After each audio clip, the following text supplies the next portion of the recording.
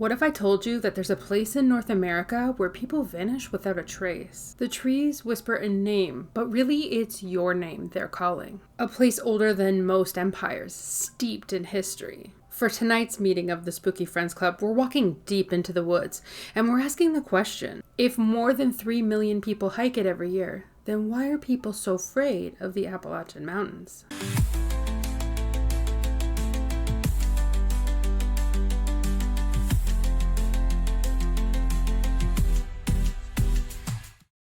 In tonight's meeting, we will cover a region wrapped in eerie mystery, vanishings, mimics, monsters, and UFOs, oh my, and what the legends might actually be hiding. Don't forget to subscribe if you like dark history, unsolved mysteries, and the paranormal beyond. Also, tell me in the comments, would you ever hike in the woods alone? So let's begin. If you spend a lot of time on Reddit, specifically in our Appalachians or our paranormal, you'll come across some pretty strange warnings over and over again. Don't go into the woods after dark.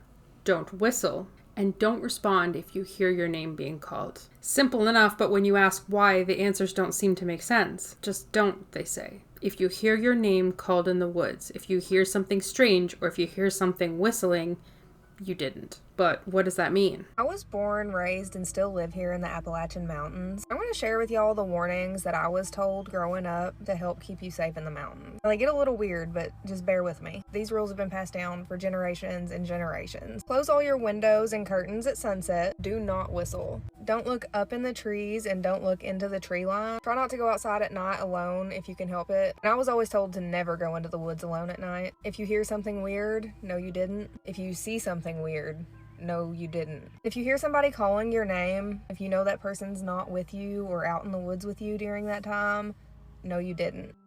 The Appalachian Mountains have been a hotspot for terrifying folklore and even real disappearances that are unexplained. Literally, people disappear and no one knows how or why. But are these stories just passed down through campfire-side story folklore, or is there something more going on here? To understand why this region stirs up so much fear, we have to go back, and I'm talking way back. The Appalachian Mountains are over 480 million years old. In fact, most scientists say close to 1 billion. And yeah, that's older than the dinosaurs. They stretch from Newfoundland all the way down to Alabama, but we'll be focusing on the core, which is West Virginia, Kentucky, Tennessee, North Carolina, and parts of Virginia. These are where the legends run deepest. So the southern Appalachian mountain range was created when two landmasses collided. This was 300 million years ago at least. What is now North America collided with Gondwana, which is now Africa and South Africa. The crash of Gondwana in North America raised parts of North America up 186 miles approximately, or 300 kilometers. And then 100 million years later, they separated again, leaving the Appalachian Mountains and then, of course, the mountain ranges of Africa. Researchers say this also correlates with the Himalayas being created in a similar manner, but also that this range, the Appalachian Mountains, would have been taller than Everest, but then eroded over time because erosion and whatnot. Science. Long before European settlers even set foot here, this land belonged to various indigenous peoples, including the Cherokee, the Shawnee, and the Iroquois, among others, just to name a few. They spoke of spirits in the mountains, of places you don't go, and creatures you don't look at, names you don't say. Then other Europeans started to arrive, including the Scotch-Irish, who brought their own folklore to mix into the pre-existing folklore of the region. They had their own already existing supernatural beliefs like fairies, changelings, and banshees, just to name a few, and then the cultures collided. The folklore began to fuse into something new, something uniquely Appalachian. Combine that with remote terrain, deep forests, and generational isolation, you get a recipe for a region that always looks like it's hiding something, because maybe it is. Let's talk about the disappearances. Now, these are not just urban legends, these are factual disappearances that have happened within the Appalachian region. Great Smoky Mountains, 1969, young Dennis Martin, a 6-year-old boy, is camping with his family and the children are playing hide and go seek. Dennis goes missing and is never seen again. His father said that he looked away for just mere minutes. But after thorough searching, Dennis was never found. There was no remains and no evidence. There was just nothing. Other campers reported hearing a scream, and a family reported seeing a, quote, rough-looking man carrying something over his shoulder. But when he noticed the family, he went back into the woods and was never seen again. Could he have been carrying little Dennis Martin? We will never know. One Reddit user I found with a deleted account had this to say. A tragic tale. There's a million ways to die in the Smokies, and this little guy succumbed to one of them. The only folks who subscribe to the wild man kidnapped him theory are the ones who've never spent any time in the Smokies, specifically around the Spence Field Boat Mountain, which is a very remote and dense region. Lots of ditches, hollows, and drainage. You can't hear someone 20 feet away talking, much less a small child with a speech impediment. I think about him every time I'm in the area. So just to give a little bit of perspective, this person says that it is very difficult to hear other people in the forest. But that also makes me wonder, then how are people hearing voices coming out of the woods? The famous hey phenomenon. Someone calling hey from behind you. If it was a bird and you can't see the bird, then what is it? Then there's the missing 411 phenomena. Entire databases of people who vanish within the national park system, often under strange circumstances, like sudden fog or weather changes, untraceable scent trails, meaning dogs can't pick up a scent, bodies found miles away in impossible locations, or, mostly, never found at all. No one's truly saying it's Bigfoot, but the coincidences are stacking up like firewood here. We'll talk more about the missing 411 in another meeting because I feel like that's its own video.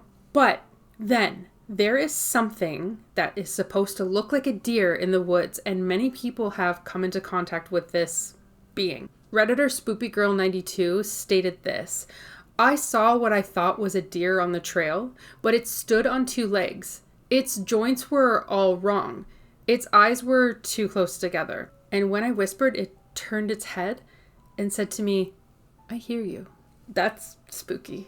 Not deer stories have exploded on the internet. They're deer, but off. They're malformed. They move too fast or strangely. They stare at you for far too long, and they generally walk upright on two legs, which seemingly is impossible for a deer, but stranger things have happened. Sightings of the creature are said to include an uneasy feeling that it has some sort of intelligence or emotion, but further, that something about it just really feels so off. Some say that it's a regional cryptid and that we shouldn't say its name. Others think it's just mimicking a deer, but why?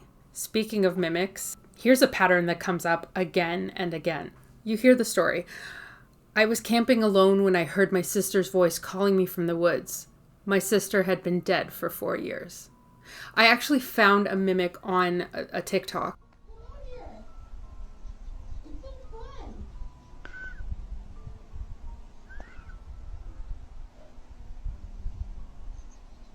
Tell me what you think of it in the comment section below. Mimicry is everywhere in Appalachian lore. People hear familiar voices just outside of their tent, or they think they hear a loved one calling them from the forest. Children will hear their mother's voice telling them to come here. But why? They're completely alone every time. Redditor Woods of Dread described, I heard my dad calling me for help from the trees, but I could see my dad standing next to me. He went pale and said, don't answer it. Some believe that these are skinwalkers or Wendigo, but those originate from Navajo and Algonquin lore, far from the Appalachian region. More likely these are regional entities, faceless, nameless, but altogether mimics that try to lure you away. And the rule always repeats, if something calls your name, no it didn't. Don't respond.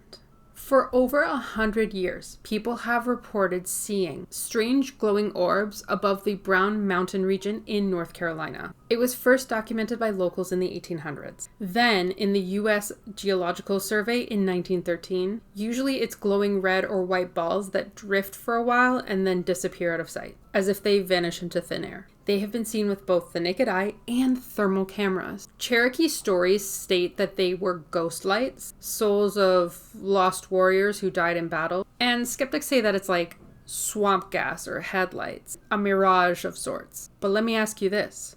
How do headlights float above the trees and then disappear? And to answer that, even scientists aren't sure. The lights just keep happening with no explanation. One of the weirdest stories about Appalachia is the stairs in the woods. In the national forests across Appalachia, hikers report seeing staircases in the middle of nowhere that go to nowhere. No walls, no crumbled buildings, just stairs. Usually they're built out of concrete, but they're spiraled, carpeted, or even wood. Some seem ancient and moss-covered, but others are in pristine condition. Redditor Search and Rescue Woods shared, "As a search and rescue officer, I've seen dozens of these. My supervisor told me, don't touch them, don't go near them, just ignore it." And that was the end of that. It's the same story.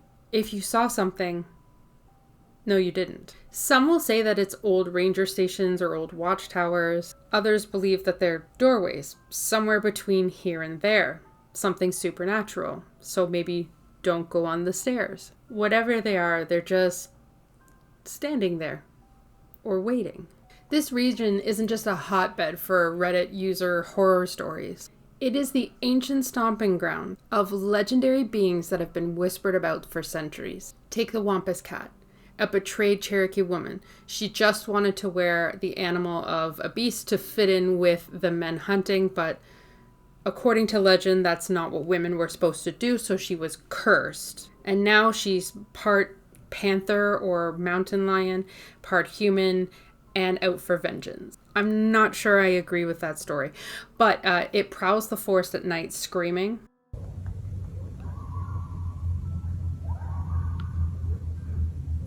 You can hear it howling like a banshee, like there's a warning. Its screams are said to echo through the night, almost as if a banshee was giving you a warning. Then there's the Spearfinger, a stone-skinned witch of Cherokee lore, with fingers sharp as blades. She lures children in by mimicking their mothers, a truly chilling precursor to the modern mimicry lore. There's the moon-eyed people, described as short, pale people with oversized eyes, who live in underground caves and only emerge at night. According to Cherokee legend, they were driven out by their tribe, possibly in a way to explain the cryptic cave system and to scare people away from going anywhere near the caves, which were dangerous. Then there's the Tsul Kalu, a hairy giant beast man often mistaken as Bigfoot. But unlike Bigfoot or the Sasquatch, the Tsul Kalu, he isn't shy. He's a spirit guardian deeply tied to the land, with many trails and mountains peaks actually named after him. Some believe he's always watching. Everybody's favorite hellhounds and phantom dogs are also talked about. Travelers have often reported being stalked by a large black dog with glowing red eyes. In most legends, these aren't just dogs or spirits, they're omens, and this coincides a lot with Scots Irish folklore. When you see one, something bad is about to happen. There are also stories of the Bell Witch and the Mothman. We're all a fan of the Mothman. Though not strictly Appalachian, they are often tied with Appalachian mountain lore. The Bell Witch, if you don't know, haunted a Tennessee family in the early 1800s, while the Mothman's glowing red eyes and fantastic derriere terrorized the region of Point Pleasant, West Virginia. If its spirits are interdimensional beings, both seem to be wrapped up in this larger tapestry of Appalachian lore. But the deeper you dig, the stranger it gets, so warning, the stories in Appalachia are not just passed down. They seem to cling to the mountains like moss on a rock, and they are terrifying when you experience them yourself. So, are people vanishing because of monsters? Are deer evolving to have demonic powers? Is the forest alive? Maybe not. Here's some things that can explain what we're talking about. Not deer might be suffering from chronic wasting disease. It's a real neurological condition that affects deer, which can cause tremors, seizures, and strange movement in deer. The stairs in the woods might just be abandoned structures. Homes, ranger stations, or even fire lookouts that are no longer being used. They're long gone and only the stone and steel remains. Voices in the forest could be explained by infrared sound. They are low-frequency sounds that are caused by wind moving through the mountains, or even minor earthquakes that can cause disorientation, dread, and even auditory hallucinations. The UFO lights could be piezoelectric effects. Now, this can be explained that light is produced when tectonic stress activates quartz in rocks. Others point to methane pockets or even atmospheric plasma. So, Can that all be explained? Well, what about the missing people? We lose people to nature all the time, and the mountain regions are unforgiving. But why so many odd details? What about the mimicry? Some questions are just as scary when they don't have answers. So now I might ask you, why are people so afraid? They're afraid because fear is not just creatures and ghosts. Fear is isolation. Fear is the unknown. Fear is being unable to call for help. You can be afraid of something watching you, even if it doesn't exist. The Appalachian Mountains are beautiful. There's no doubt. But they're also ancient and unknowable, wild. And those mountains don't care if you believe their stories. But the locals, they do. Maybe you should listen. Thank you so much for joining us in this meeting of the Spooky Friends Club. If you liked this deep dive into the darkness of the Appalachian region, hit that subscribe button and ring the bell so you don't miss any notifications. Tell me in the comments section, what are your thoughts about the Appalachians? Do you believe that there's something spooky going on in the woods? And be sure to visit spookyfriendsclub.com for more creepy history, paranormal hits. Until next time, if you hear your name being called from the forest in the Appalachia, no, you didn't. So spooky.